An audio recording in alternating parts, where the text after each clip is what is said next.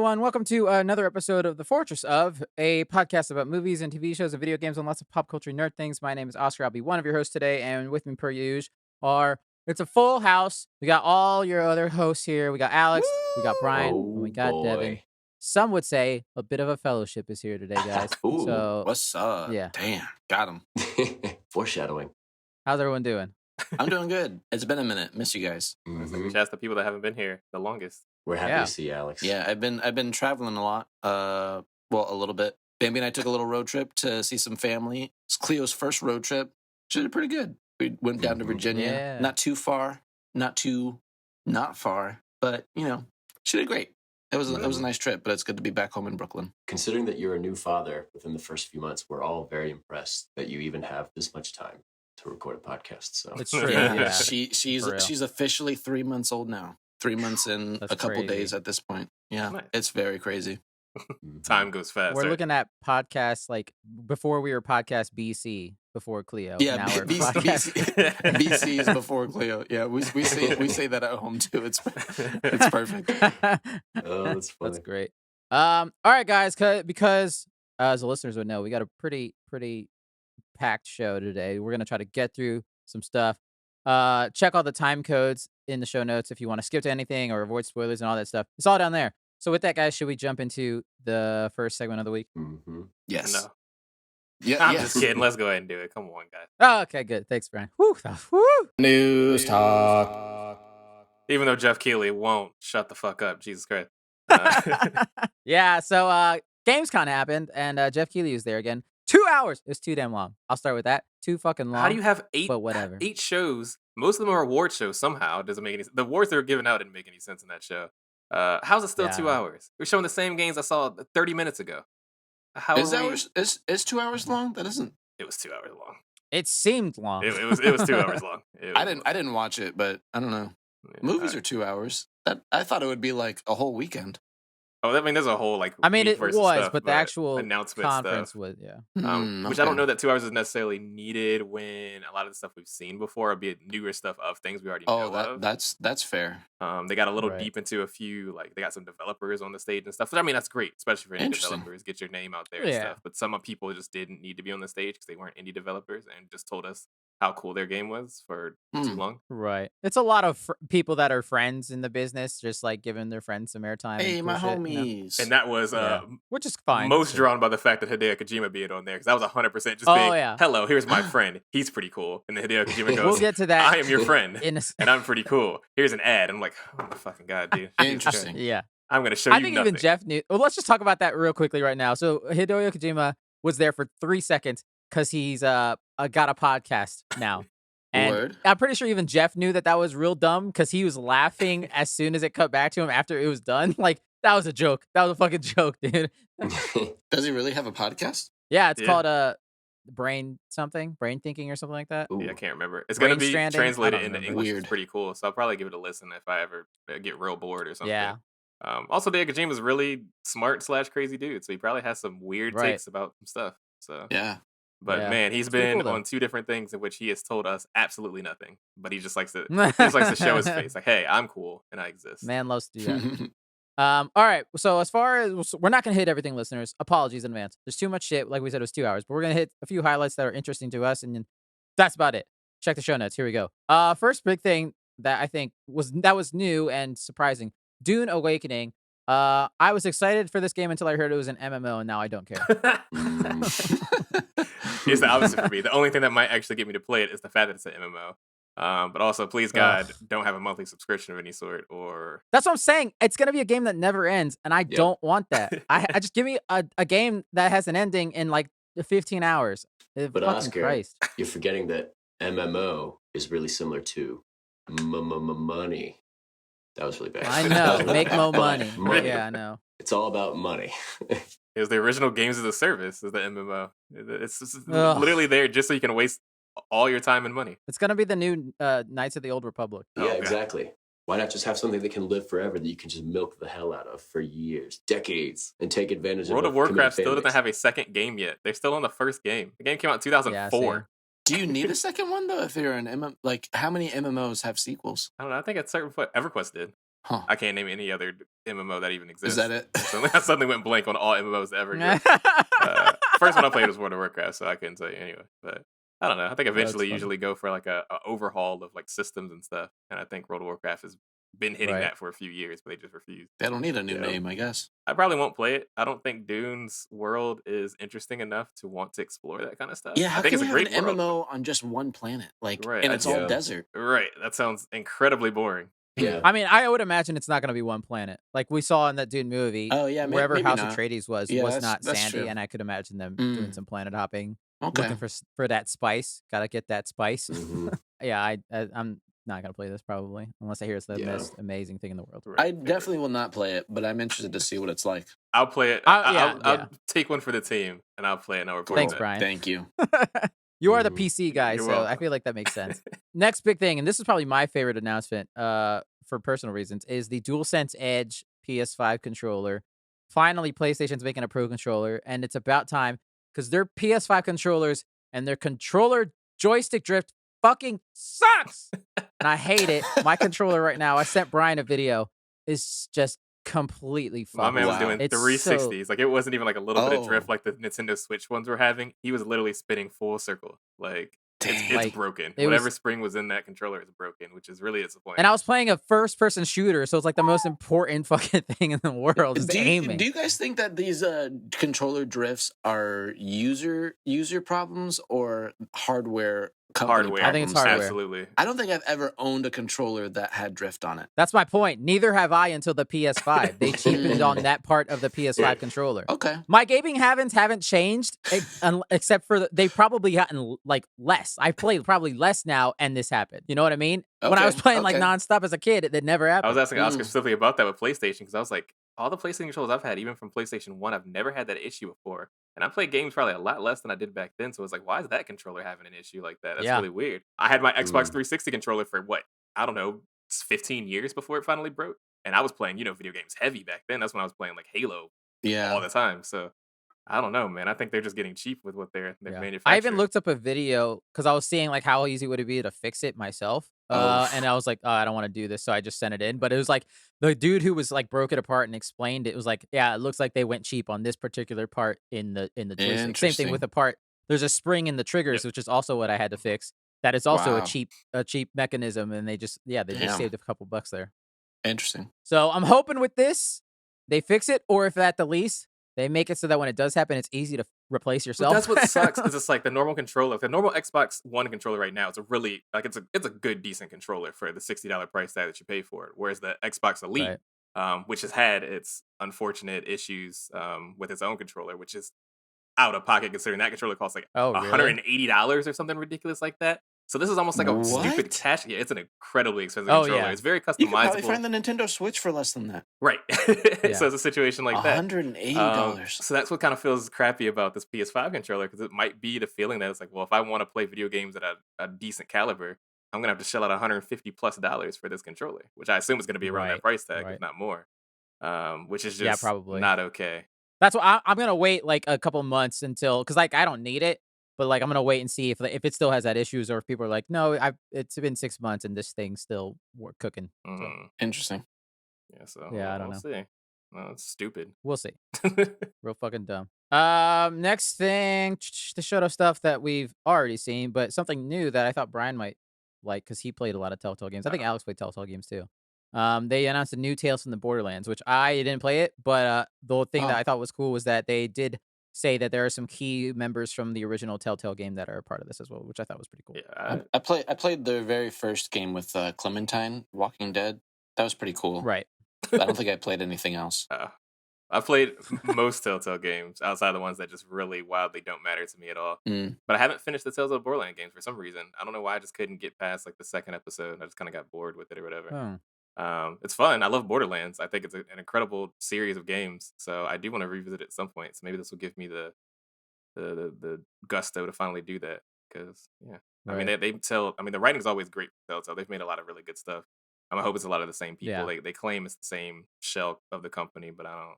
You know how that goes. Right. A lot of those people got really screwed. Yeah. So I'd be completely understandable if they didn't come back to work there. But yeah, it's still exciting. More Borderlands. They're doing a lot right now, and good for them. They just put out Tiny Tina Wonderlands or whatever. Yeah, they're pumping that shit Might up. have DLC for Borderlands 3. Speaking of people getting screwed, Brian, do you want to say anything about Sonic Frontiers before we move on? How'd they get screwed? I got a release date in 2022. I wasn't expecting that. Is it looking any better? I didn't see the trailer. I will say this was probably the best this game has looked. It actually looks like it could be a real Sonic game and not some dumb bullshit Unreal Engine 5 demo. Uh-oh. That's existed. Good for them. I know the pre-order bonus is stupid. You get like lives or something dumb or like experience points. Something really lame like that. Yeah, that's pretty weird. That's funny. I just can't believe the game's coming out in November. I don't believe them. I'm sorry. I just don't believe it. Oh, that's funny. All right, next one. This one's new. This is an actual new thing.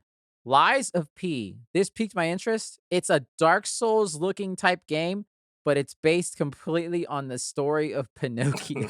Oh, I think I heard about this. Wait, what's it called? Lies of P, which I don't know. They didn't just call it Lies of Pinocchio, but whatever. That sounds pretty provocative. It's not a great title, but you play as Pinocchio, like a cool, sexy young Pinocchio, Oh. and like you Appalled. fight stuff like a Dark Souls game. It's very steampunky because Pinocchio is he's a mechanical boy or whatever.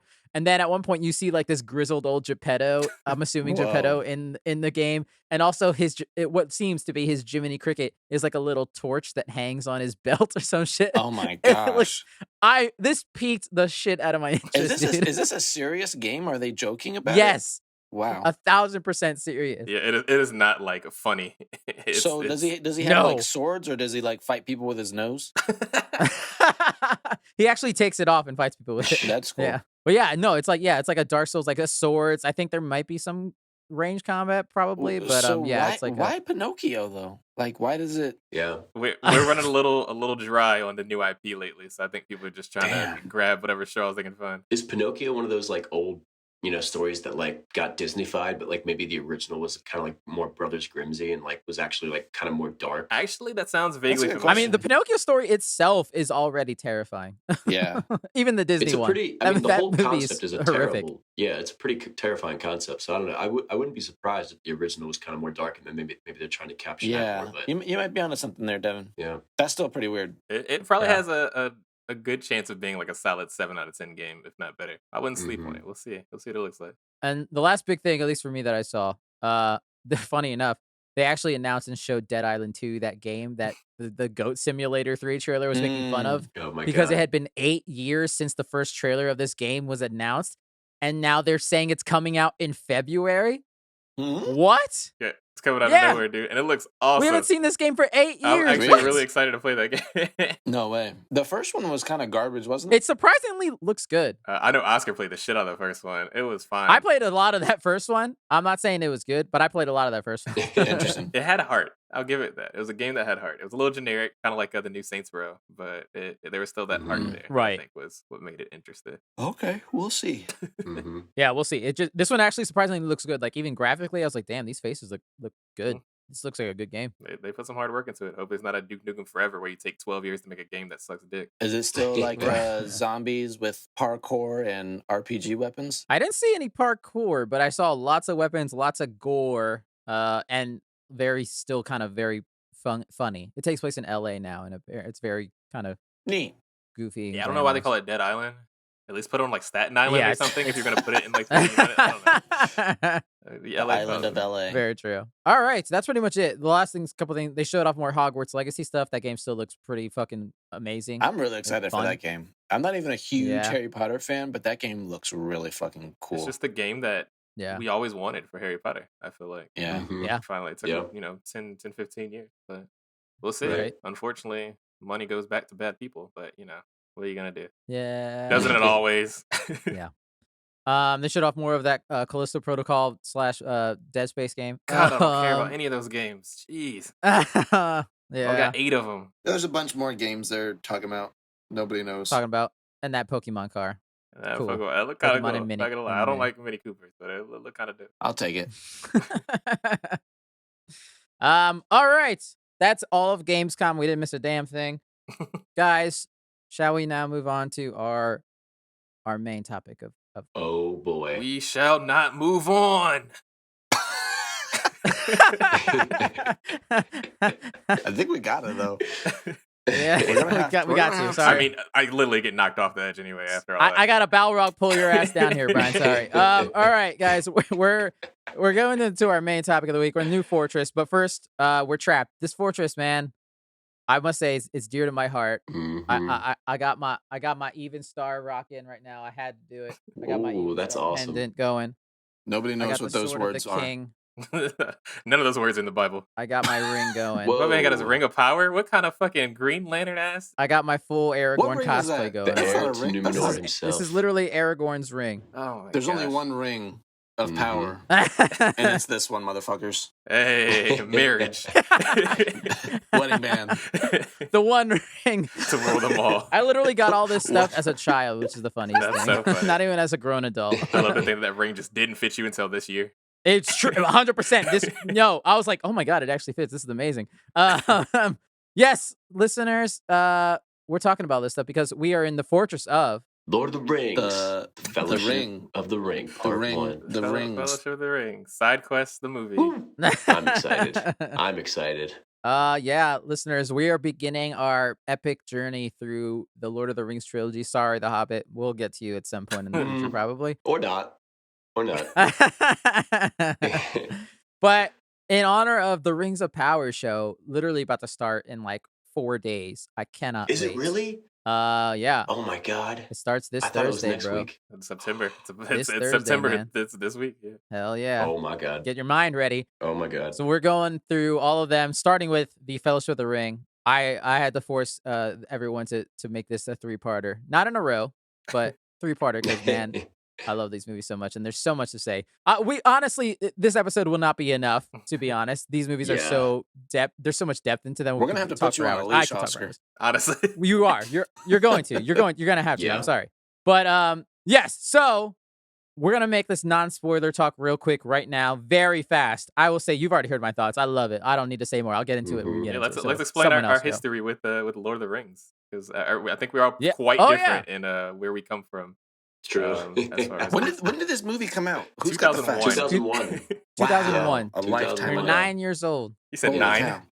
Who was 9? We were 9 collectively, all of okay. us. Alex, you were 10. We were all 9. Yeah. How do you know how old I was? It's crazy. Because I know your birthday, you No, dipshit. you don't. Nobody knows. Nobody knows. I'm not gonna say it, but I know it. Well, let's dox him right now. Let's go for it. These movies come out to December, so yeah, you were 10. Anyways, Wow, okay. Got it. 2001. And I will say, god damn, this movie's hold up. This movie is over 20 years old. Yeah, Shut for up, being Brian. over 20 years old, I'll give it to that. But I watched it today, and I noticed some.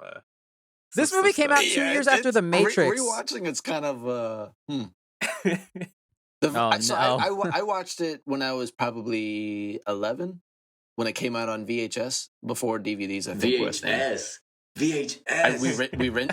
I think so. I don't know. Damn. DVDs know, were a you're thing, but you right. could also still get VHS at the. And they were so I long. think it took us a minute to get a DVD player. I don't really know Yeah. if it was on DVD or not. I But know we they were rented so it. long because they were 3 hours that you had to put them. I think they were in those two double VHS packs. So So it you might had have to like been put one of one those in double. and then like halfway yeah. through the movie just flip it. Oh. I know it was it took a long fucking time to watch that movie. Yeah. And it might have been because I had to rewind it and then pop another cassette tape in. But anyway, I watched it and I remember being super excited because everybody was talking about it. And I told Oscar this a while back, but I didn't realize that it was a trilogy. So by Oh, yeah. by the time the last like 30 minutes of the movie are winding up, and I'm like, damn, this movie has got to be over soon, but they are not anywhere do close to this nothing. damn No. volcano. No. Lord of the How are they Rings going to finish takes this up? its time. They take Yeah, their time. so- Sure does. I didn't realize until weeks later that there was going to be more movies because I finished the movie the first time and I was pissed. I was like, this movie sucks. They didn't even finish anything. Yeah. Years later, I came to appreciate it and really enjoy it. The last time I watched it was maybe a year and a half ago, Mhm. and it hits a lot differently as an adult. It's still a good movie, and I had a lot of fun watching it. But for some reason, it feels like it's like It's I can see why people say that it's like made for kids. It's like kind of like All Star right, Wars. Alex, you're done. Devin, There was like, for me, there was way too many jokes in there. Like it was almost a Oh, slapstick Lord of the comedy. Rings is hella lighthearted, dude. Absolutely, but it's also like there's so much deepness in it. We'll get into it. Well, But yeah. I was gonna say I don't think it's very lighthearted at I all. I didn't remember that. I wasn't expecting a lighthearted comedy. It was a surprise. I don't think there's a lot of dark themes, and like ultimately the whole story is kind of about death Sure, because it for came sure. out of Yeah. Tolkien's like experiences in World War One. But I mean, here I thought we were going to have a very uncontroversial episode today because I thought we would all be in agreement that these are the three. This is the best trilogy of all time. Okay, Hands down. Cinematic Hands down. masterpiece. Hands down. Thinking about it this week leading up to this, I was like just thinking about how much I love these movies, and I didn't actually watch it because I've watched it so many times over my life that You just closed was your not eyes necessary. and like replayed it. It's Just just starts playing. right. You can recite Yeah. every line. Oh boy, yeah. This hit me at that time of my life where like I wouldn't be a Lord of the Rings fan. Maybe I would be, like, maybe if only the books existed, but I definitely am like, and like Lord of the Rings was not as big of a property like before the movies, as like the books were like a thing, right? But they had like the Tolkien fans, but it hadn't, like, the movies has really made it into like that kind of like Star Wars, that kind of like, you know, like iconic like pop culture like gold, like The just books top are for level. nerds. Yeah, but like the movies is really what put on the map, and I think that's why I started reading the book, is because like when the movie came out, I started prepping for all that stuff. But I mean, we are just so lucky to like that these movies got made the way they did, and I want to talk a Oh, little this bit could have about been a that. total train wreck. Yeah. But like I mean, they were so not Hollywoodified, which is like I feel like so many things get ruined when they just get put in the Hollywood machine. And then after Lord of the Rings, so many people tried to like get back to it, and some got close, you know, or whatever. But like Lord of the Rings is just an echelon all by itself of just like, you know, the amount of care they put into it. So I don't know. And like the story always has something to say. I was just trying to think about what makes the Lord of the Rings special, and like I think it's just the combination of everything, like the amount of detail they put into production, the music, the casting, Ugh. and like the source material. Like Tolkien, you know, so many fantasy writers will write all kinds of books and, you know, 10, 20, whatever. Tolkien like went over this trilogy for like decades and like fixed little things and kept on putting these tidbits in. He made languages. He was a linguist. Like he studied Yeah. languages. So he put in all these, you know, he created all these languages for fun. And like, if you read the books, there's all these random segments where like some elf will be singing a song for like 10 pages. And it's about some legend that like happened in the first age and stuff. Like, so this world, you jump into this world and you feel like it just feels so ancient, and it feels like there's so much there. And I think that's what really good world builders do, is like they, you know, you feel like there's always more to explore in that universe. And that's what Lord of the Rings did. And that's what these movies did a fantastic job. I think the best in cinematic history of translating from the page, of like getting that, all of that out of the page into the big screen. So I don't know. I could go on longer. Should I keep going? No, you shouldn't. You shouldn't. We should. That was beautiful. I couldn't agree with you more. Funny enough that Christopher Tolkien, the Tolkien son, fucking hates these movies, but we talked about that last week, so we don't need to mention it again. He's trying too hard to hate. I feel like I'm the most important opinion on this currently, as the person that could not give a fuck less about Lord of the Rings as a whole and did not watch it when it came out because I was just not into high fantasy or any kind of fantasy. Wait, did you watch it for the first time today? So I watched it the first time back in 2020, back at the very beginning of the Pandemic Lovato. I told Oscar that I was going to kind of watch through the whole series since we had time. I watched through one and then proceeded to not watch through any movie after that. You retired from movie watching afterwards. It was a long ass movie, and then I was like, "Damn, do I really want to go straight to another one after that?" I don't think so. I need some cool down time. I think that because I'm watching these as we talk about them is how it's going. So now, so Brian has only seen the first one, so we're not going to spoil 2 and 3. And that's why I'm kind of interested in all this stuff that Devin just said about the book and the translation, everything like that, because I got almost none of that from the first movie that you just talked about. That feels like this movie and breaking my heart. So I have to talk about 2 things that I have to remind myself when I first went into watching this movie. It's understanding that Tolkien basically created the high fantasy genre. He created the things that we see to this point, and now we've had renditions that have broken off it, made new things, stuff like that. And then also have to understand this movie was made in 2001 from text that was written in 1950s. Like, so, okay. Understand those two things. Watching, 87,000 high fantasy movies after this, unfortunately makes this movie feel generic as fuck because it is the problem. It is the problem that made But all you did these it in reverse. yeah, exactly. So it's like I understand that, but also it does kind of dampen this.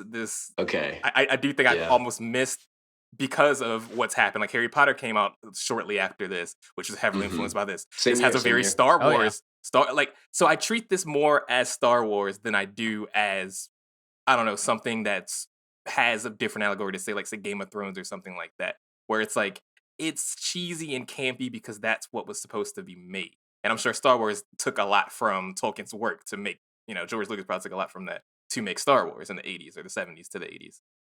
So it all makes sense. But at the same time, Star Wars is fucking lame because of how fucking, I don't know, the good versus evil is such a boring trope now, but Tolkien made the trope. So I'm at a weird dissonance here in how I'm feeling about it so far, because some of that shit that I see through this movie That is lame as that's fuck. 100%. That's 100% fair. I couldn't disagree with you more, but that's 100% fair. And I think that just goes from person to person. Where it's like I don't mind the good versus evil trope. I'm okay with good winning all the time.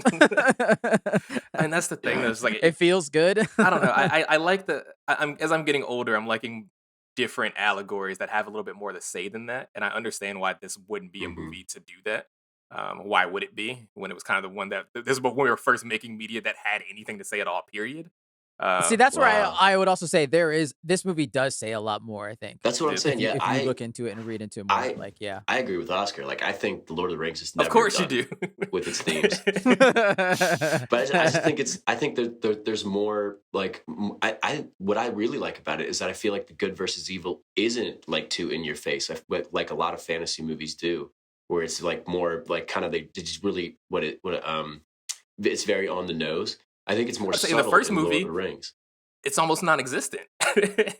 You got Well, some that's what I'm orcs saying, they roll like- up, and you got some Death Eaters that roll up, and then other than that, you're just going on a fucking trip, and then having people give you the first like quest hour items. of this movie, you're still in the Shire. Yeah. Just hanging out with a bunch of short people. Right. I just feel like I don't know. To me, that's what I like about it is because it's not really like in your face with like the themes of what it's trying to say. Like it kind of lets you come to it. You know what I mean? This is also coming from a person who loved the 4-hour Justice League cut, so I'm okay with the movie taking its time and giving me a lot of background and a lot of shit. I mean, that's the thing, that it's not even the fact that it takes its time. Like, I wasn't bored watching this movie by any means. Like, it wasn't a movie that made me feel like, God, when are they gonna wrap this shit up? Even though I do think kind of like the third act suffers a little bit from feeling like it's gonna be a climax, but it's a climax to nothing.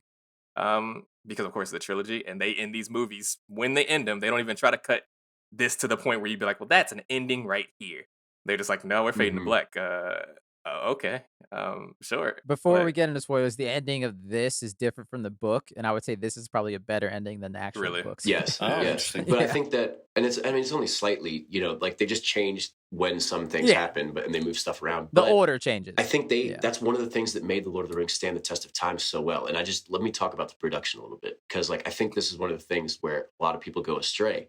But like they filmed all three of these movies in 274 shooting days, and they filmed them all together. Yep. And so like, and a lot of the reason for that was that a lot of these locations were so far out in New Zealand that they had to build roads to get to these places to film, and they didn't want to have to do that 3 times. And then as soon as they left, they removed the roads, so it went back to nature, which I think is really cool and very Tolkien. That's super cool. Tolkien would like that. But like, so they had the benefit of knowing that like this is exactly when we're going to cut this. So they basically made the entire trilogy at once, and then they released them year after year after year. And then they had a lot of time for post production for Return of the King and Two Towers. I guess they had a little bit more, but like they had that benefit of like knowing that you have 3, which should not be understated. Okay, I wrote down the name of the guy that is responsible for it because we need to give him a shout out. Okay, the man's name is Bob Shea. He was the MVP of Lord of the Rings. So Man, I was gonna think it's gonna be a lot cooler of a name than fucking Bob Shea. Bob Bob Shea. Shea. Shout out to my boy. What did Bob Shea do? Bob was the chairman of New Line Cinema when Fran Walsh and Peter Jackson were going around pitching studios to make this movie or to make the trilogy. And actually, what they originally were trying to do was get people to do it in 2 movies and combine the 3 books into 2 because they thought that no studio would commit to a trilogy. But Bob Shea was so impressed with their pitch of like what they were doing that he's like, we have to do this in 3 movies. And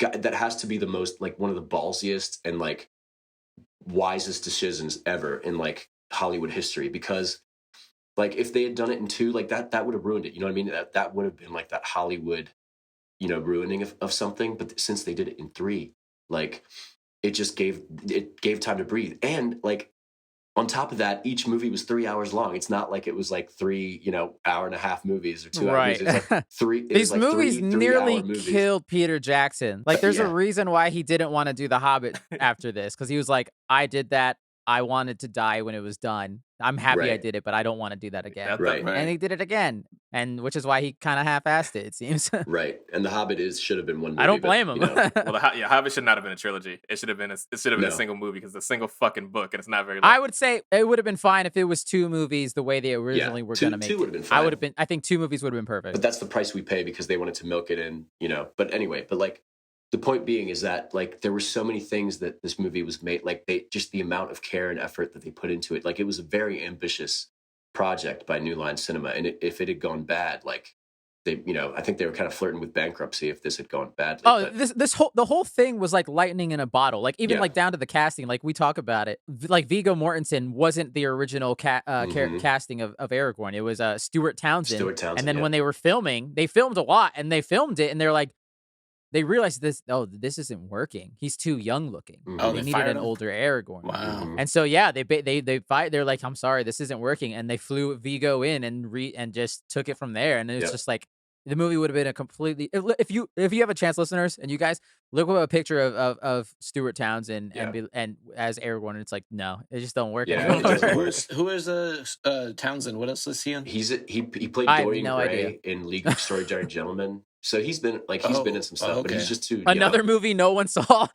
Hey, that was a great movie. They wanted Sean Connery. Oh, that movie sucks. I mean, it does suck, but it was a lot of fun. Which is also funny that Sean Connery's in that, because he was originally going to play Gandalf, and like he was originally supposed to be he was supposed to be Gandalf, and who was it? Someone else, I can't remember. It wasn't Magneto, but it was somebody else important. And he read the script and said, I don't understand this, and he passed on it. And then he did it to another movie franchise that would have like made his career even bigger, and he passed on it because he said he didn't understand it, and I thought it was so funny. So Sean Connery's Gandalf would have been weird as fuck. Yes. And thank God for that, because I can't point to a single casting in Lord of the Rings that could have been done better. I will say, because I also wrote in my notes, Ian McKellen is perfection. But if you watch all 3, the one person who doesn't get enough credit and is perfect casting is Sean Astin as Sam. Oh yeah, he for is sure. Okay. Absolutely fantastic in these movies, and you get a bit of that in this. But just wait, guys. Just wait for the journey, man. Sam goes through it, but Gandalf, though, come on. Oh my God, Ian McKellen is a treasure. Keep him safe at all times. As Legolas, perfect. John Rhys Davies as Gimli, perfect. Like Sean Bean as Boromir, absolutely perfect. Like they just nailed every single one. Was just nail in the head, like boom, boom, boom, win, win, win. Like there was nobody that like was bad, and like that's just one of the many things that goes into how much that this movie is just so good. The whole trilogy, really. Absolutely. So with that, let's at least, because I feel like we're gonna slip up, let's save spoilers from here on, just in case. If it's getting spoilers at this point, I mean, you deserve it. Also, listeners, we're talking about the theatrical version. We will talk about the extended cut towards the end of the main topic. Check the show notes, but there's only one just version. So it's nice and condensed. Because there are people, I would say, me and Devin, you've heard this discussion. I always say, if you're going to watch these for the first time, watch the first 2. You can watch them either way you want, extended or non-extended. But if you watch the third one for the first time, watch the theatrical. It's not that it's better, but it makes a specific moment in the movie that much more amazing. The extended ruins it. I rest my case. Shut up, Devin. So we'll get to the extended little tidbits towards the end. So just theatrical, because I feel like most people. Nobody's got time for the director's cut of these movies. I was gonna say it's most likely they watched the theatrical, and even Peter Jackson has said that is the cut. If the extended is not the director's cut, the extended is bonus. The director's cut is the theatrical. They really cut. want So you to there take a go from- 9-hour commitment and turn it into a 12-hour commitment. Suck my dick. Absolutely, yeah. The way I watch it these days is I don't watch them all in one sitting or like even one movie at a time. I'll do like an hour. I don't and think a it's half. You physically can't. You have to do. Oh, Yeah, I but could. you split it I up and you watch absolutely it like a mini series, and that makes it even better. Funny enough, when I rewatched the extended last night, but I timed it wrong, so I had to watch the first half, and then I had to watch the episode of House of the Dragon, and then I watched the second half afterwards. So it was a night of high fantasy. I That's split this funny. up too, awkwardly by accident, because I watched it today, and I was watching like while I was at work. Don't tell nobody. But I was watching it, but then I had some errands to run at lunch, so then I stopped watching after like an hour, and then I came back, and then at that point I had to go, and I was cat sitting, so I had to go to cat sit for a little bit, then came back and watched the last hour, and I was like, oh, It's okay. an all-day experience. All day experience Yeah. to watch Frodo just go on an adventure. In Fellowship, especially, there's like perfect break points. So like you get to the first break point when they get to Rivendell. The second break point is I think after the Mines of Moria, and then you're done with the first. And then you watch the third part, and then Two Towers has like a pretty clear. Like No they spoilers. each have good breaks to break No it up. Watch spoilers. it like a miniseries. It's okay. I played the video game of Two Towers. Gandalf's the best character. Ooh, best video game. I probably skipped the cutscenes, to be honest, so I don't even know what happened in the movie. Top 2 video game movies. Movie video games. Oh yeah, Yeah, Return of those the King. games were Man. amazing. They were so I played good. Return of the King so Yeah. much on GameCube. We'll talk about that video game and Return of the King when we get to Return of the King. Sadly, no Fellowship game, but they do have the Fellowship in that Two Towers game, so they incorporated both movies into that second game. Yeah. Anyways, briefly, the prologue. Man, that's a way to start a movie. I'll just say What that. a way to start, like to build a world. That's how you start it, with a giant battle? Holy Mhm. shit. And all of this giant lore dump and the narrate. Like, it's just so Yeah, good, that's man. pretty cool Mhm. They haven't stuff. taken It's away. like 10, 15 minutes of just like setting the stage, and then it just cuts to the Shire, which and then you're there for the next hour or so. It's like For an hour. that's what I love about these. Like they take their time; they don't rush anything. It's like you need to see this, so here you go. And it's not, we're not cutting anything out. It's just one big video game. That was like the beginning cutscene of a video game. The narration, the showing of the things happening. I wouldn't be surprised if I would Oh. play as the elf during that time in the fucking first battle Oh scene. my god, you do. I mean, you play as That's the Isildur in the tutorial. Two Towers game as it starts in Yeah. the tutorial. Yeah. Yeah. I have my Lord of the Rings poster I have in my room, like somewhere. It's that shot of like when the orcs are crashing into that line of elves and all the swords just like swing up, like Oh, that yeah. was such a cool shot. Like, that whole battle was just Yeah, so cool. That's iconic. Yep. There's so many iconic moments in these movies, and that is probably the first one of the movie. Right there. Oh, That and like Elrond and one of with the coolest moments is when, he doesn't even flinch. The arrow like nearly clips his own head. It's so You cool. see it, his hair move, man. It's so cool. It's madness. Yeah. But yeah, that whole sequence is very cool. It's a cool intro to the world in the ring, and you see the power of Sauron in his physical form. Mhm. God, he looked stupid when he died. That was the worst part of the scene. It was when he got cut Oh. and he goes, "Arr!" like a Power Ranger villain. And I'm like, okay, well, he doesn't seem cool. Well, the explosion was pretty cool. Yeah, though. I like the way that it pushed everyone back. I do almost wish they Yeah. used a little bit more pyrotechnic work. I get why they probably didn't. But just everything. Again, 2001. Yeah, everything was very force pushy, and that was one of them that was kind of like, that doesn't make me feel as good. Maybe Yeah. make it some more light or something. I don't know. Mhm. It was cool seeing everybody fall down there like little Lego people. Yeah. And really, for that battle, I think, and like some of the other battles in Lord of the Rings, they used this new, like at the time it was new, where like it was this new like CGI software where it would make every like body like interact with each other. So it was like very like Mhm. it just kind of Shout out to Weta Digital for like Mhm. just like creating the new era of CG technology, and we'll get into that Oh, more yeah. in the second and third movie. Like, fuck, they did it, dude. It was incredible. yeah. We got to move on. Sorry, Yeah. by prologue. Hobbiton, we're there for an hour. I would love to be a hobbit because all you do is Mhm. smoke weed and drink and party every Yes. day. Like, it sounds like a He just what straight a up called life. it weed too. He's like, "This is the best weed in the Are they land." smoking weed? They're definitely smoking weed, bro. He called Yeah, it that's weed. weed.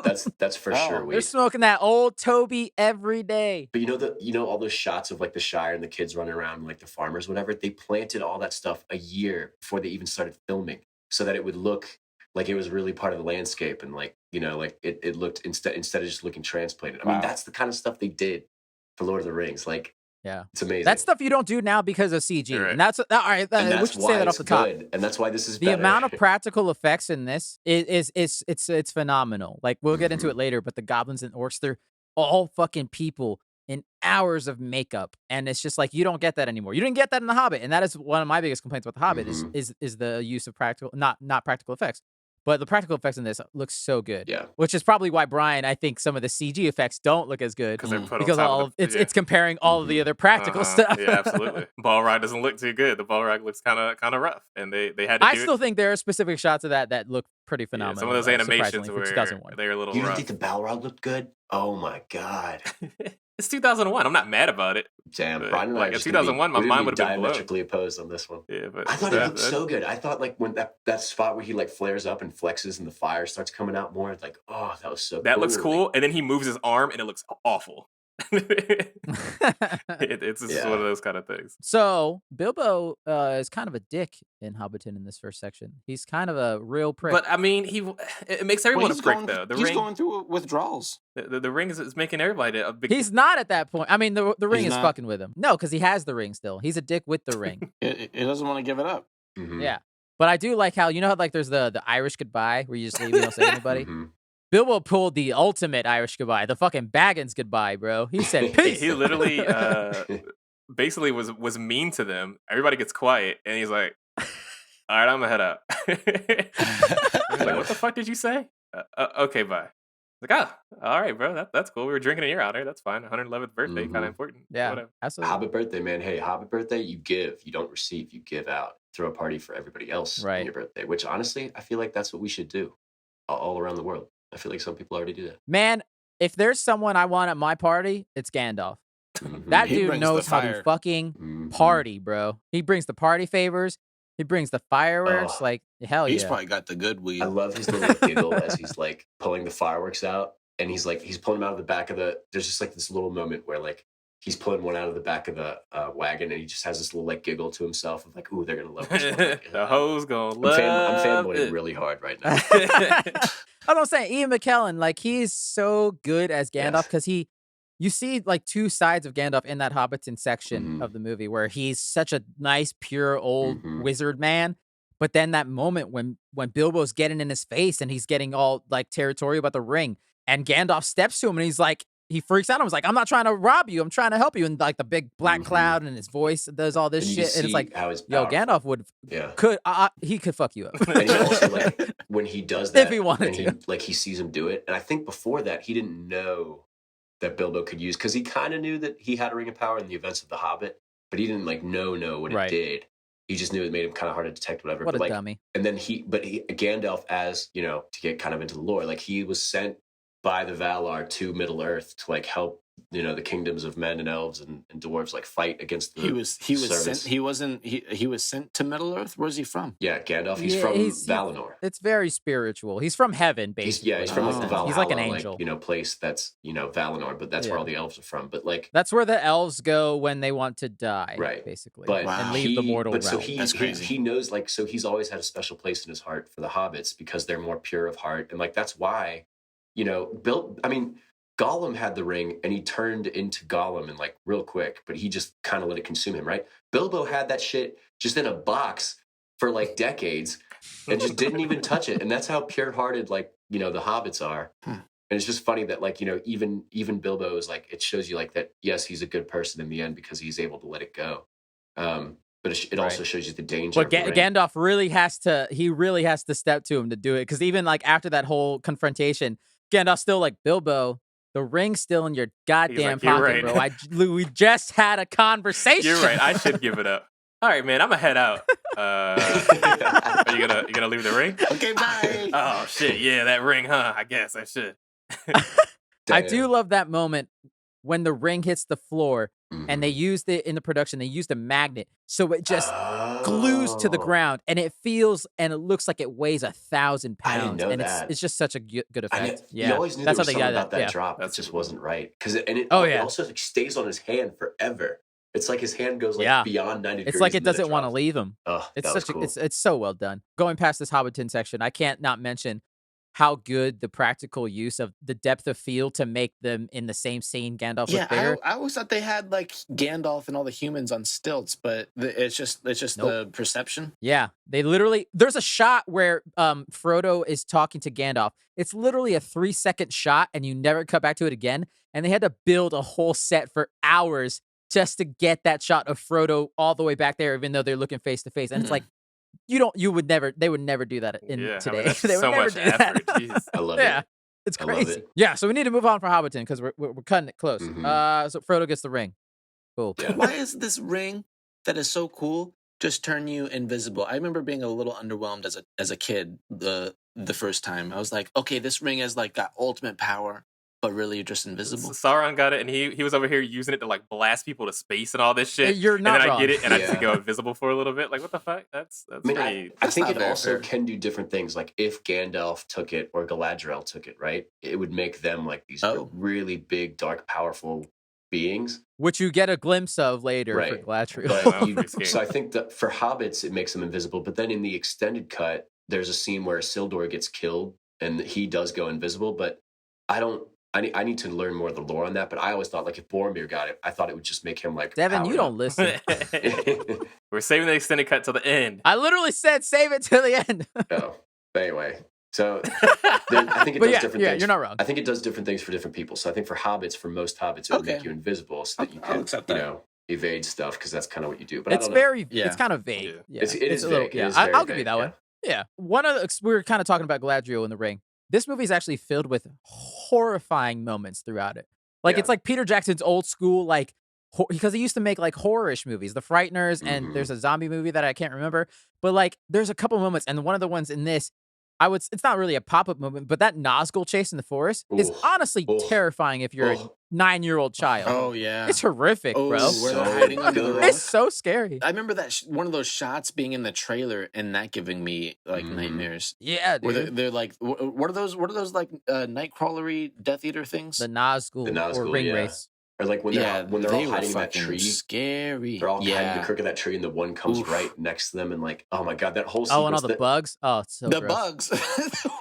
They're in a Yeah, bunch like of he bugs. gets near them and all the bugs like react and come out of the ground. Oh, it creeps And me then out. also you got to see the incredible like size difference between them and the hobbits. Where it was like, holy shit, like this, they're big. Not just the horses are big; they're also big on these horses. One Like, thing I do love about that scene though is like I think it's Pippin or Merry that throws it, but like they're all right there, and the Nazgul's like looking over the corner, and then he reaches out and throws this bag, like slings it with his arm, and Nazgul's like, I didn't see that arm like just come out of there. Like, Right. like, oh, I thought it was Sam that did it. That hood kind of blocks his Yeah, peripheral. he won't view. look too hard. He won't look hard enough. I can smell him, but But ooh, dog. speaking of the Nazgul, I do think it was funny watching this that the Nazgul have like a weird system of who they want to kill. Because as they're going to the Shire and trying to find him, they encounter one hobbit and they ask him, Shire Baggins. And the guy's freaking out. I was like, there's no Baggins here. Go that way. They leave him alone. They leave. They get to Bree later and they crush a dude with a door. They slit another dude's throat. It's like, why did they spare that guy? Like obviously lying. I obviously knew the dude, but it was just like, I don't that way. I don't know. they're not gonna drag that hobbit. They're not gonna take the time to drag that guy out of his house to kill him, you know. But like, It was so funny there's that though. one Watchman hobbit that's like, who go down? And they just like kill him. I've always been of the opinion that the guy in the mud is not dead because it was so muddy. I think he just sank in the mud and he got up the Dude, next day. he not just from got the crushed door? by a door. He got crushed by the door, and then the horses galloped I don't over the know. door. He's fucking dead. That The man is horse is flex. pretty heavy. I think he's alive. He's gonna be back. We could test But this. then that shot where they're all standing over the With beds the and then they just start pillows. stabbing Oh away. man, Yeah, But- that was that's pretty pretty cool. scary. But we can't skip past Strider's entrance though, because this is most badass shit. Like when he's just sitting in the corner and they're like, "Ooh, we don't talk about him. He's Strider," and he's just sitting there like, and like his pipe glows up a little bit and you see his eyes. Yeah. Just like watching them, it's like, oh, it's so bad. My hero Like, growing up, Old bro. school Han Solo, got you. Anywho, He's kind of roguish, but he's definitely more straight and narrow kind of guy. Probably than, the than only Han other Solo is. most straight, narrow person other than the hobbits themselves. Jesus Christ. He's the most honorable good man in the And they universe. could not have picked yeah. a better person than Viggo Mortensen because I feel like Viggo Mortensen is Aragorn. great. Like I don't think he's very talkative. On his off days on shooting, they'd have one off day, and like the others would go to the beach, go surfing or bungee jumping, whatever. And Viggo Mortensen would just go ride the horses on his own. So like that is very much Aragorn like vibes of like, no, y'all go ahead, I'm gonna go. Like Viggo Mortensen is Aragorn. You can't separate the two for me. Oh yeah, absolutely. He's the best. And I have to point out that one shot of Frodo falling back and the ring landing on his finger, still a great CGI effect even today. Like that, I was like, this still looks great. We have to go back real quick. That wizard fight with Gandalf and Saruman the Betrayer. Saruman, what a coincidence. The man who looks evil as fuck is going to betray you. Okay. Yeah, I called him Gandalf and then Black Air Force Gandalf because of the same character. They're just two old white dudes, but one dude just has a hair straightener. That's really the only difference. So listen. There's two old white dudes, but one's just whiter. Right. Christopher Lee is like he read the best. books. R.I.P. Yes, R.I.P. Christopher Lee. But he read the books every year, like since they came out. He read them every single year. I think he was friends with Tolkien. Yeah, and he was also a spy too. He had a crazy, interesting life. He's very old. There's a reason why he died in the past couple years. He was like 90 or something. Christopher Lee had an amazing life, but he wanted to be Gandalf so bad because he was a big fan of the books. But they're like, you're just so perfect for Saruman, and he was like. Peter Jackson was like, you too evil. Those eyebrows, man, they're doing too much. Yeah, he was so perfect for Saruman. We'll have to bring this back. I'm forgetting the second two movies, but in one of the two movies, he has this scene that they shot but didn't go into the film. Yeah, that's the third movie. Okay, yeah, we'll have to talk about that when that comes up. It's a pretty big scene in the extended cut. Apparently, he was like really, really upset with Peter and everybody that it wasn't in the film. Yeah, we'll talk about that. Yeah. That fight, funny enough, I'm pretty sure won an MTV Movie Award. What the fuck? Just force pushes over and over again. Literally, the jump cuts. They would make up all kinds of awards in that damn show. It's so funny. That was one of those parts of the movie that I was like, I bet probably when it was out 2001, I know people were just like freaking out, but also it also felt very much 2001, where it's like it wasn't supposed to be funny, but it was fucking hilarious because they just did jump cuts over and over again. Them push you on the ground, old man. Push you on the ground, old man. Push you on the ground, old man. And they're falling down with like their hair flying everywhere and their cloaks going off. It's literally like goofy. Two 60-year-old men beating the shit out of in like a different context, this would have been like a Vine video or some shit. Something on TikTok of just like two old men pushing each other over and like jump cuts over and over again. Like that shit was hilarious. But it was supposed to be really serious. Like, oh, these two best friends are fighting now. And I was like, just two old men pushing each other over and over. Also, like he sent Gandalf flying up towards the ceiling. And it looked like they were like, did he just it doesn't make sense. Go, I don't know, man. They leave that kind of vague. Did he just it don't make sense. Bumped his head really hard and then they, dragged him back and then walked up some stairs? All right, we need to keep going. That Weathertop fight is pretty cool where Aragorn fights Hobnazzle and he throws a torch into its face. Shout out to that. That's all I want to say. Pretty I love dope. that he didn't take it out. He literally takes out like 5 of them, like, bro. The Nazgul that he got hit in the face with the torch didn't like walk away quickly. He wasn't like running and screaming. He was just kind of like, well, shit, this sucks. While he's on fire and has a stick in his face. And he's just like, I can't see. All right, dude, I'm just gonna head on out. Like, I don't know if the fire crew was on standby on the side or something. What happened there? I was like, you should probably be more like freaked out. And I love the effects and like the shots of like the Nazgul like in their kind of ethereal form, Oh yeah, when Frodo has the ring on, and so you kind of see what they used to be. So like scary. Kind of the ghost looking version of the cells. Oh, so cool. Did you guys play that video game that came out in the past 7 years maybe? It's some Lord of the Rings like spin-off where you play as one of these guys. Shadow of Mordor, Shadow of War. I have those games. Haven't played either. Yeah. I never understood the lore, but it was a fun game. Yeah, here they're amazing. You're like playing as someone who's cursed and like halfway like one of those ring wraiths or something. It was like Celebrimbor, the guy that forged the rings, and like his ghost with this ranger guy that got brought back to life. Yeah, it doesn't make any sense. Games aren't sale right now. They went pretty deep into the lore, but they found a way to make it kind of work. It's actually pretty cool. But anyways, tangent over. This is the first time Frodo gets stabbed. Oh, this is the first of many times that he takes a fucking stab wound. Frodo gets pretty There's two beat things up that Frodo does. Frodo gets quest items, and then Frodo gets stabbed. That is what Frodo is good for. Is collecting quest items for his inventory. He's pretty useless in a fight. Yeah, he is. That's why he has Sam, because Sam is the best. I like how the Nazgul don't even they don't even kill the other hobbits. They just like push them aside. Like they're like Merry and Pippin are standing there with their swords and just like It's like dealing with ants, I feel like, at that point. Yeah. Just like, fuck off. Yeah. I cannot mention before going forward, without mentioning my waifu, Arwen, when she enters the film. So badass. My biggest crush as a 9-year-old boy, man. Same. Like, Same. just glorious. Love her so much. Liv Tyler's great. She's so good. One of the most iconic lines and sequences is that chase.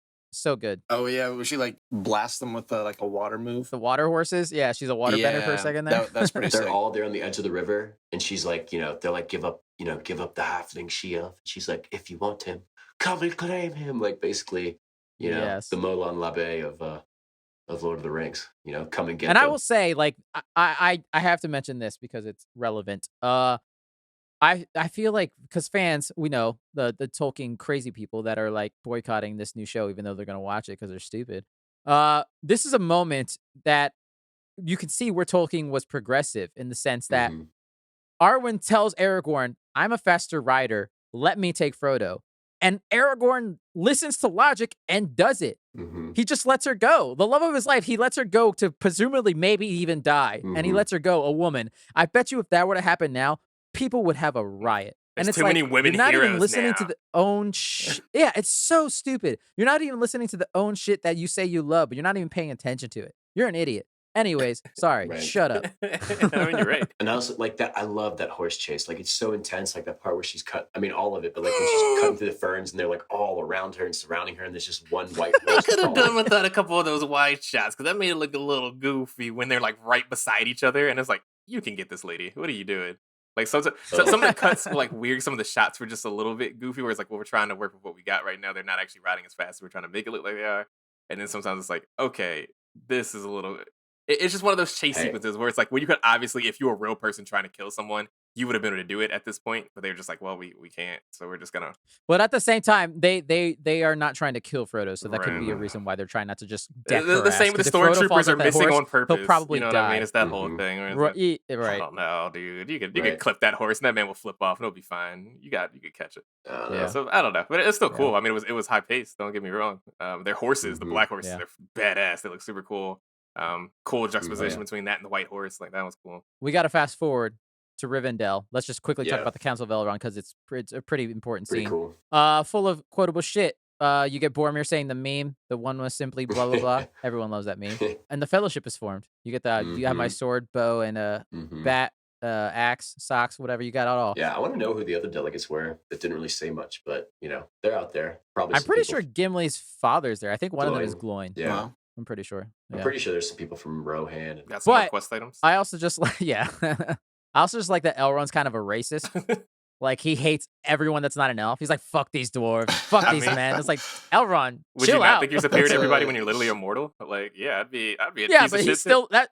I'm pretty sure he's still a racist. Oh, yeah, he's at though. 100%. But like the Council of Elrond they did such a good job of even further world building throughout that, because by the time you leave that, the Fellowship is formed in like that 15 minutes, you already know more about the tensions between like dwarves, elves, men, and kind of like, this is kind of an uneasy alliance, and we've drifted away, like we used to be really tight, but now we've kind of drifted away and our own nations are kind of doing our own thing. And that's why they're kind of vulnerable. So like, it's just like, I thought that was so great how they did the Council of Elrond, where like it's just good world building and also moving the story forward at the same time. Like it was just perfect combo. Yeah, you get a lot of stuff. You find out that Aragorn has a destiny, and you find out that Legolas is like his BFF. Because he stands up for him and is like, bitch, Boromir, you better shut your mouth. You know who you're talking to? I have his back all They had day. a cute little relationship. That was interesting. They do. Mm-hmm. You're gonna talk about Bilbo Baggins and giving them the mithril shit Oh. of in purity or whatever. The worst scene in the whole movie that gave me nightmares as a child Motherfucking is ring. Bilbo's weird CGI face. Oh, his little Dracula teeth. His little Gollum face. Yeah. Oh, You're a fucking ring, bitch. horrible. I'm sorry, I misspoke. Horrible fucking scene. Peter Jackson, you're the worst. Comes out of nowhere. They love doing that weird like blue Yeah. face. They did it a couple of times where they have like that blue scary face that comes out. And people are like, can we not do that? Stop. That scene reminds me of like classic like 90s. I guess it's like it would have been called a meme, or I don't know. You're like reading like a fake email where like the text gets smaller or something, and you have to look really close, or it's a maze, and as soon as you're about to finish, this like ghost pops up. It's like that. Yeah. Oh, so scary. Same fucking face, just with teeth. Unless anyone has anything to say, I'm gonna skip straight to the Mines of Moria. Sorry, weird squid fight. We don't have time to talk about it. Hold on, though. We got to talk. We do have to talk about the shot before they get there. Like the music's playing, they're traveling. Oh, the iconic shot. And that one shot where they're walking, it shows the whole fellowship. Badass as fuck. Oh, like with on the mountains and stuff. Yeah. It took me a couple watches to realize that what's his name? Legolas is like just always floating on top of the snow. And never gets any dirt or gruff or blood or anything on him. I always thought that was a really cool detail. Yeah. I remember constantly trying to do that as a child. That movie, walk on the snow. Me too. No, Oscar. We have gravity. It's like, nah, I'm light enough. I can do this. Foot instantly. Turns out 94 pounds is still too heavy. And also Saruman with that voice spell. What an asshole. So powerful, but what an asshole. That was dick shit. I didn't like him. Also, like, that wouldn't have helped his plan, like, because he kind of wanted to, like, I think his plan was trying to force them down to go through his, like, area. Because Isengard's at the bottom of the mountain. He absolutely could have killed them, though. but he was, like, since they went through Moria, though, like, if the ring had gotten lost in there, nobody was ever going to get it, so. Right.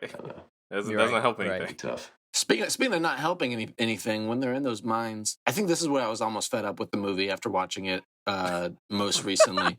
When the other little hobbits, what is it, Pippin and Merry and Pippin, they're fucking hungry all the time. Oh God! And they're clanking around on all the skeletons, and they drop that skeleton down the well. I was furious. I was right there with Gandalf. I was like, "You motherfuckers!" Hell yeah! That's where the comedic value became annoying. Gandalf straight up hated Pippin, dude. He hated him. Like every I would interaction too. he had was I hated them in that moment. I was like, I knew this was coming. I knew this was gonna happen, but damn it, this pisses me off. As soon as they were at the place, and they were like, "Oh yeah, we want to help too. Let's help Frodo." Then like it cuts to the next thing. We're second breakfast. I'm shut up and go home. No one wanted you in the first place, Pippin bro. is the hungry little hobbit. But he doesn't even know about 11 Seas. No, he doesn't. Shut up, bro. He's a menace. Like they volunteer at the council, and then nobody had like veto power to be like, nah, maybe we'll just tell them to go home. Like, okay, yeah, sure. I guess They're literally doing the opposite of helping. Yeah. That's my least favorite trope, I think, in all of media, is the person that wants to be helpful just ruins everything. That makes me so livid in media. I can't. Yeah. It was very anime. It's like the power of friendship. Yeah. We'll overcome. Yeah, Pippin will get something. He'll get there someday. Yeah. The whole fight in Balin's tomb is pretty cool. Sorry, cool. Balin, your tomb is ruined. Rest in peace, Balin. But yeah, it just showcases them all doing badass shit. Eric, Legolas, dude. Oh my god. Legolas, that's like when he put himself on the map of like, I mean, all of them really. Yeah. Like, and that's one of the things I love is because like you're kind of with Frodo. Like we, the audience, are kind of with Frodo and the other hobbits who are just like, holy fuck, like, we've never seen combat before. And the others are like, they've fought goblins, they've fought orcs before. So they kind of know, what's about to happen. So like when they come in the room, like, Boromir's already ready, Gimli's already ready. Like you can kind of see the experience of the other fighters. And the hobbits are just like, and they, to their credit, they run right into it and they start fighting. But I mean, I wouldn't have. I love that. Yeah. Shout out to them. You said I wouldn't have. I would not have. No. First of all, my sword is like 1 foot. It's just a dagger. It can't do anything. Also, Frodo's sword that he got from Bilbo, useless. Oh, it glows blue when there's orcs nearby. We already know they're screaming at us as they're running towards us. I don't need the glowing sword. I can hear them. It is true. And like, especially if he's like, even if they're near and he's trying to sneak, he's got this big flashlight in his hand. I was like, glowing. Like, it's not even glowing a little bit. I'm kind of like, and then, because at first I thought they weren't going to actually do it. I thought it was going to be like a thing where it's like maybe they missed that detail or something. And then as soon as they cut to this man, his little sword, pew! I was like, oh my god, that is so useless in this situation right now. And I think that was the only time that it really like mattered at all. That is kind of funny. After this fight, I can't help but think of one thing to say is, to the Bridge of Khazad-dûm. What's happening here? Are you doing a bit right now? There's something happening. Could you not hear that? Yeah, it must have been too loud, so that it cut off on the Discord thing. That's so funny. So you're just in silence. Try again. Let's reset. I literally played. I'll put it in the edit. It's fine. It'll work. Him waving his arms around with his phone in his hand. So yes, we can't skip without probably saying the most quotable line, I would say, the most quotable line in the entire trilogy. Mhm. You shall not pass. I was gonna say, fly, you fools. That's also a good one. Gotta love Forgetting Sarah Marshall. Great movie. Fuck you. So the Balrog.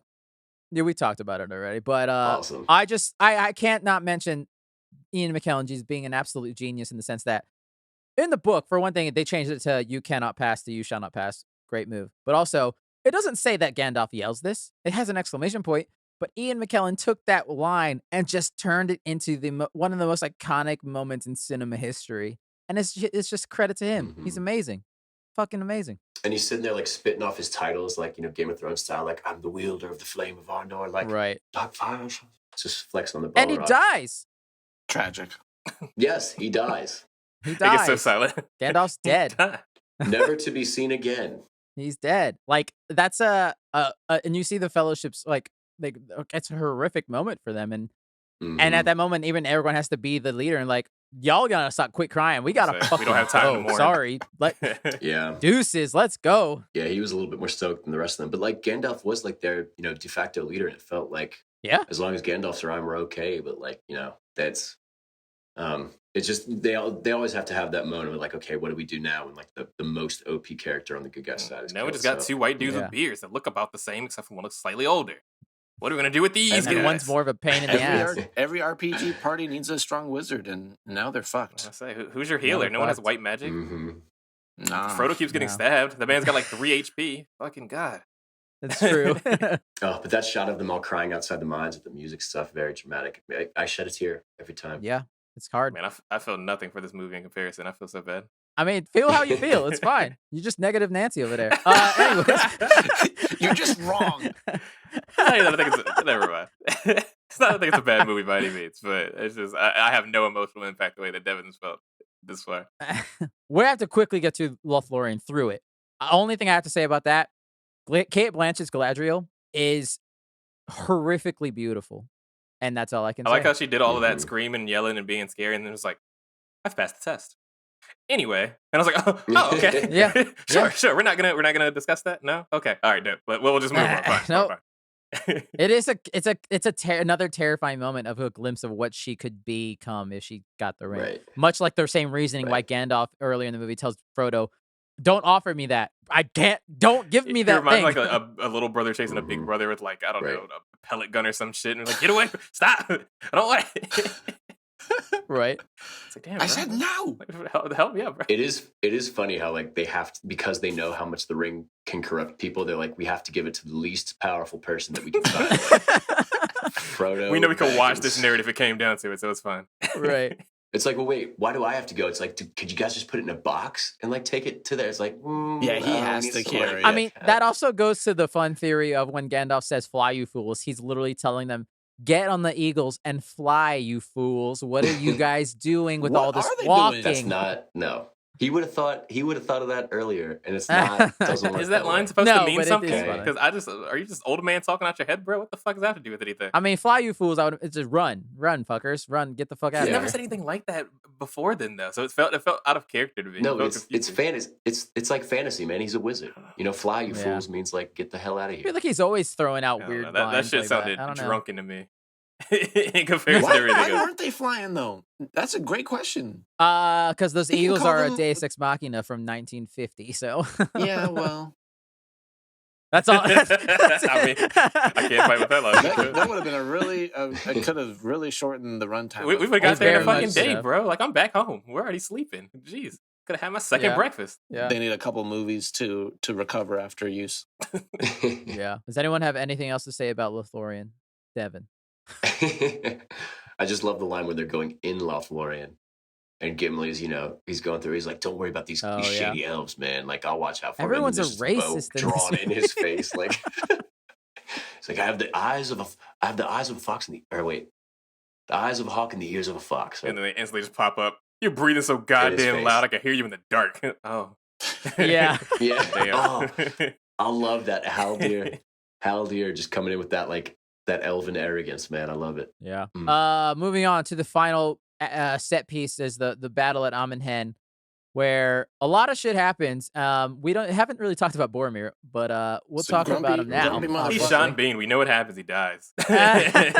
Man, listen, this dude carried around that shield the entire way across Middle Earth, and then he didn't use it the one time he needed it. But I will say, like before that, he's such an interesting character, and you see it as the movie goes on. You see it more in the extended, which we'll talk about in a second. Mhm. But yes, he's like a tragic character, and then He is. to see Yeah. him get his slight redemption, because you see it throughout the Mhm. movie, even in the theatrical, he cares so much about Merry and Pippin and these hobbits. He's constantly worried about them when they're on the mountain. The hobbits are gonna die. He's constantly he carries Merry and Pippin and jumps across the gap in Mines of Moria. Like, he fucking cares about these kids and his people so much.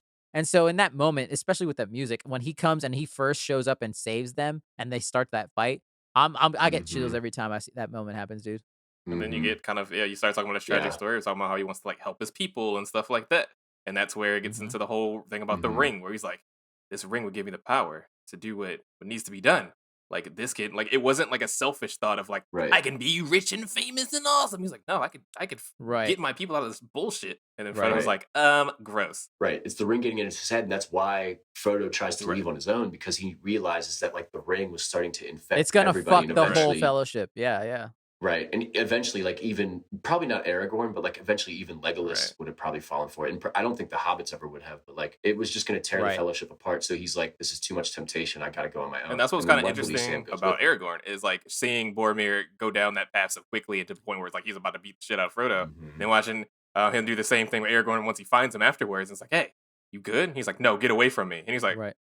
all right, Right. dope. No, I'll make sure. Like, I get it, man. Like, we're trying to make sure. And Aragorn, because he's Yeah. such a good person, he lets him Right. go. He's like, I would have followed Yeah. you to the end, but I know I can't. You Oh. gotta go, dude. So sad. So and then that amazing shot of Aragorn just getting ready to fight, like tens of hundreds of Uruk-hai coming at him, and he's So just like, cool. let's fucking go, dude. Like, oh my I remember you god. showing me the Yeah. scene, and now I catch it every single time of him breaking the fucking dagger.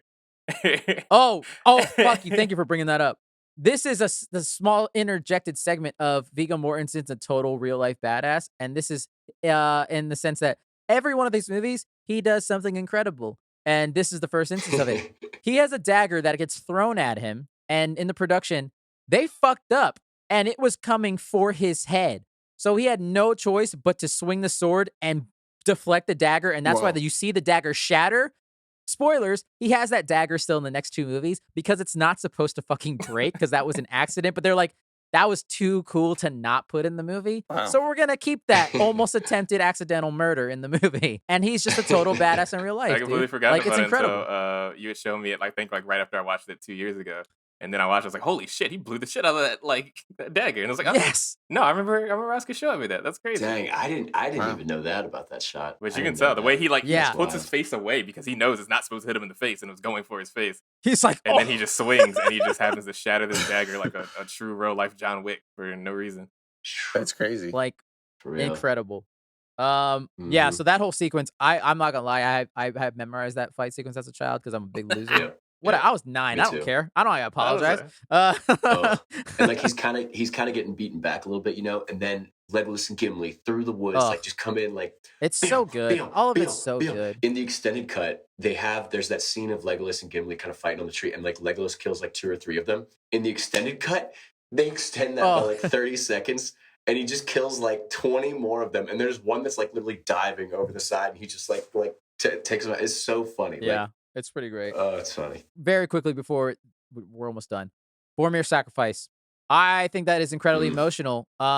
And I think it Yeah. like Sean Bean sells it. I mean, he's the master at dying at this point. The music is everything. He Mhm. stands until the end. He gets shot 3 times, helps the hobbits as much as he fucking can, and to the point where the hobbits, after they see Boromir's down for the count, they're chucking rocks. They're ready to fucking defend Boromir for their lives. Like, these little fucking hobbits have like the hearts of they're so good, man. They're brave. And so that shit gets me every I time, agree dude. That. Yeah, that man went full 300 out of nowhere. I don't know how he had Yeah. all that much more energy after. Yeah. Bro, he's Yeah. captain of Gondor, man. But like, yeah, and then the scene with him where Aragorn's talking to him, and he's like, promise me you'll save, Gondor, that kind of stuff. Like that song that's playing in the background is like Elvish, and it's like saying stuff about like Like, rest in peace now, son of Gondor. I mean that line is pretty quotable as well. That I would have followed you, my brother, my captain, my king. He calls Aragorn his king. So I think it's a good send off for Boromir as a character, considering everything he's gone through.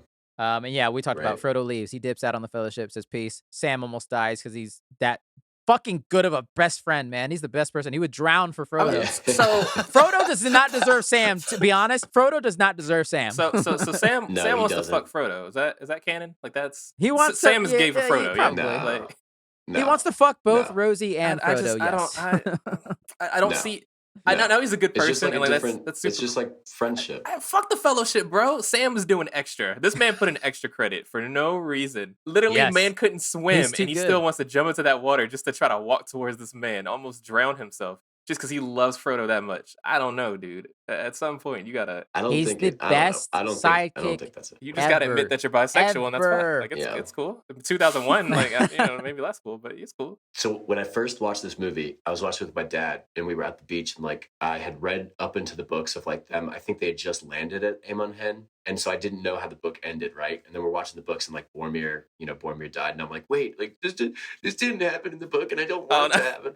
And then like Sam's like drowning, and I'm like, they're killing all the characters. Like this can't be how it ends, And then obviously, like, his hand's sitting there, and then Frodo's hand comes in, grabs, like saves him. It's like, oh, thank God. Then I knew Boromir was going to die. So slight change to the book is that Boromir actually doesn't die till the beginning of Two Towers in the book. Okay, he survives that battle. He doesn't. He dies later. No, like that, like, or at least they don't acknowledge it until the beginning. Literally the beginning of Two Towers is they see Boromir riddled with arrows, and he's definitely shot with like more than 3 arrows. Wow. I don't know if they say exactly, but he gets riddled. Riddled sounds like more than 3 for sure. Yeah, is it? But yeah, Fellowship.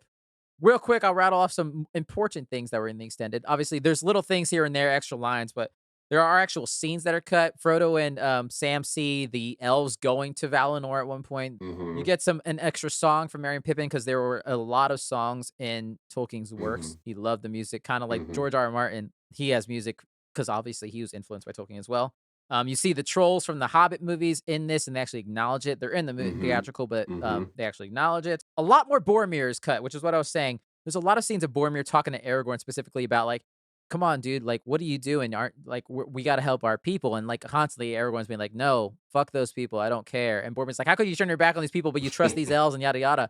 And there's a lot more scenes of Merry and Pippin and Boromir and like him caring for these people. It's a lot of caring of Boromir that adds to his death, I think, in a good way that I can see why they cut it because I was still emotional about it, but I can see why they would cut it. I think it might have been a little bit stronger if it didn't. I think one part that I did is I didn't feel like I feel sad because I don't like seeing Sean Bean die all the time, but he always does. But I do feel like he had like the least, I don't know, most like on-screen character growth of a lot of the characters outside of like. It's tied with him and Gimli. Yeah, Gimli don't get shit, and that's disappointing. But I'm assuming he gets more in the other movies. Yeah, that's what's so tragic about Boromir is like, and at least he doesn't die like while being possessed or something. And they kill him that way. Like he gets full redemption, like defendant doing the right thing. One thing I think they didn't do that in the book. There's the character named Tom Bombadil who like saves Frodo and Sam for like they're passing through like the Barrow-wights at some point, which are like these whole nother thing of lore that like they just never mention again in the books. But Tom Bombadil is like this like just nobody knows who he is. The elves don't know, the dwarves don't know, the bad guys don't know.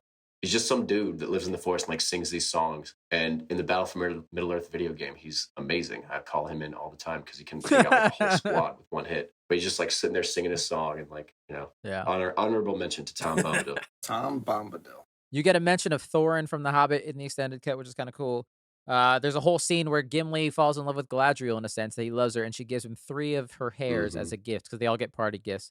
And Gimli just asks for 1 piece of her hair, and she gives him 3. Oh, wow. And it's adorable. Out. Galadriel can sell that stuff on OnlyFans. Oh, no. Those are all kind of the major stuff. There's way too much to get into. Oh, funny enough, in the credits, I did see the Sal Zaentz company mentioned, and I was like, I would never have thought about that until we talked about it with the whole, they sold it to whatever, Embracer Group. I was like, that's weird as shit. Very funny.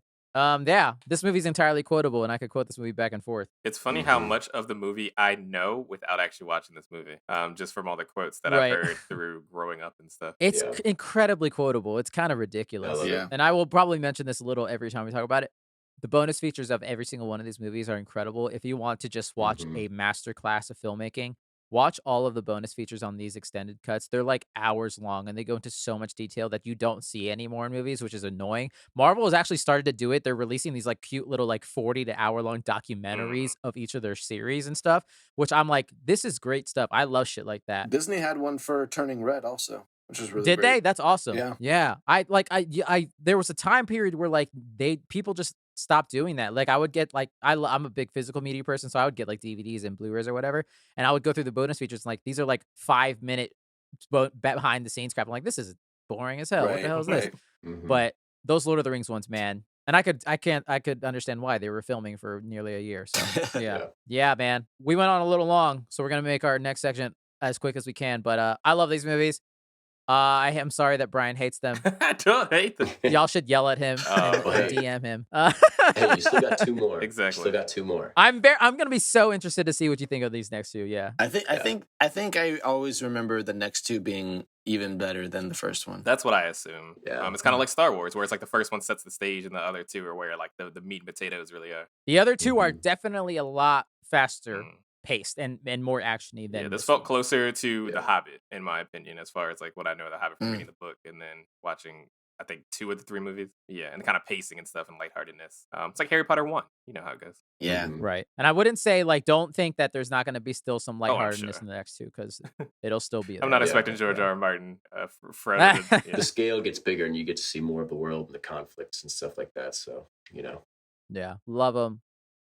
Our journey's just begun. So, but for now, we'll call it to be continued, like this movie is. Yeah, I'm excited to keep going into this series as we also enjoy the prequel TV series that's coming out pretty soon. Yeah. Oh hell yeah. Yeah. Shall we now move on to our final segment of the week, guys? Let's do it. Which we like to call Free for All, title pending. This is a segment with listeners. We can kind of do whatever we want. We can talk about our life, our day, recommend something, take a nap, fight. It's free for all. I will very quickly go first. What are we gonna fight about? Because I want to go first. First fight. Go. Oh, all right, you win. All right, fight's over. For my free for all, because I'm the winner.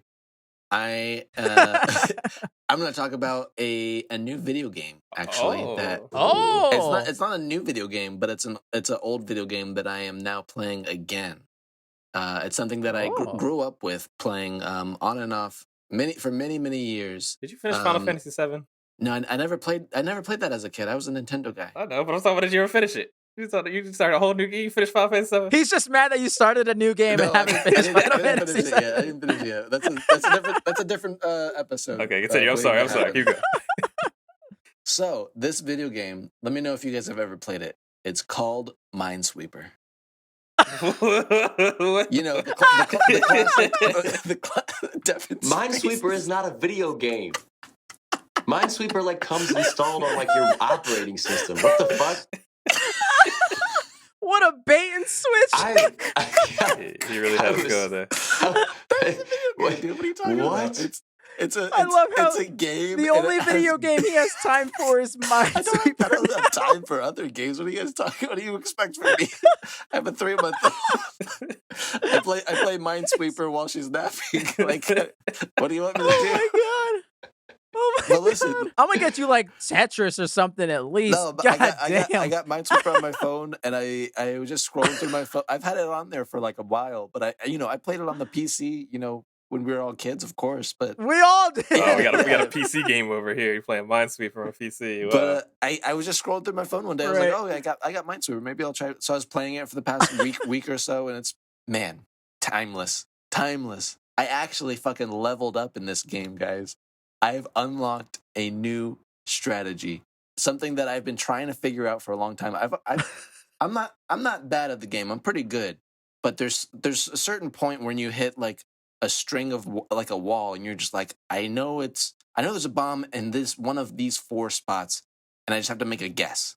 But I figured out like there's another line of deduction where you can figure out where it's probably going to be, and then it's just probability and statistics, and then you can keep going down until eventually okay, well, it has to be one of these 2, and it's definitely not this one, so I can clear this one out, and it just gives you more options. Anyway, I felt super proud when I finally figured out that little secret. So it just made me enjoy the game even more. That's what I've been doing. That's like a Minesweeper. Minesweeper. I only vaguely know how to play because I never actually read the rules as a kid. I was gonna say, welcome to 1996. Yeah. It still slaps. Wow. My dad taught me when I was a kid. I don't know if there's like. So funny. I don't know if I ever would have figured it out by myself, but yeah, it's a great game. I'll show you one day, Brian. Need some tips. You should stream it. Very nice. Well, I will go second then because I lost first. Very quickly. Solitaire. That 3D pinball game. That's another great. It's actually video game I'm playing. Spider Solitaire. Oh yes, the only Solitaire I can play. Okay. I'm too stupid to play real Solitaire. Yeah. That and what the space pinball. Yep, space pinball. Yeah. No, I very quickly. I watched the second season of Cuphead, the Netflix series.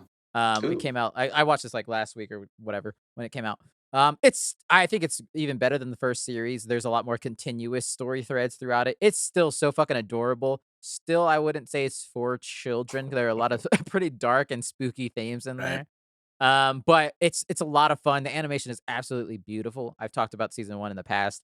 But yeah, it's a lot of fun and very cute. And I would love it. And they're also the whole entire series, or at least season 2, you could probably watch in like 3 hours total. Hell Each yeah. episode is only like 12 minutes That's long. what I like to That's see. pretty It's cool. great. Yeah, it's great. Is it? Check it out. Do you think it's shorter than each of the Lord of the Rings movies?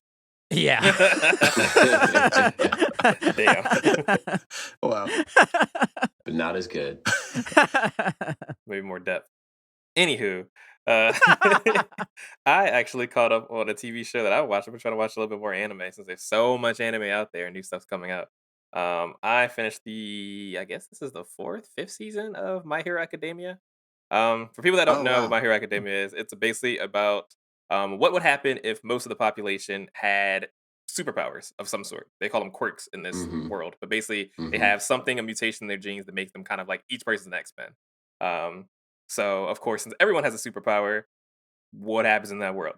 So they make a whole school to teach people how to be basically superheroes. And of course, also they're supervillains, whatever this stuff happens. It's about this main character called Zuko Midoriya.